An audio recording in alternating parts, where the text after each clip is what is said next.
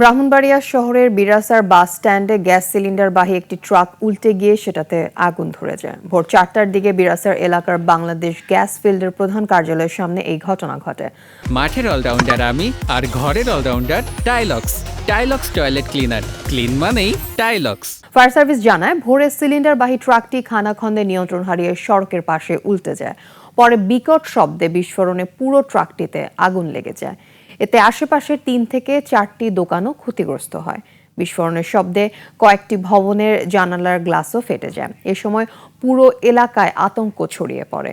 খবর পেয়ে ব্রাহ্মণবাড়িয়া ও সরাইল ফায়ার সার্ভিসের 2 ইউনিট 2 ঘন্টার চেষ্টায় আগুন নিয়ন্ত্রণে আনে, তবে কোনো হতাহতের ঘটনা ঘটেনি।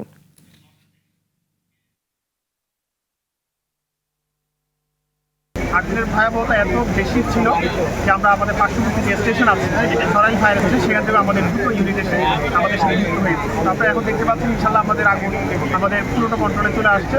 এখন পর্যন্ত আমাদের কোনো যানবাহনের কোনো নিউজ নাই।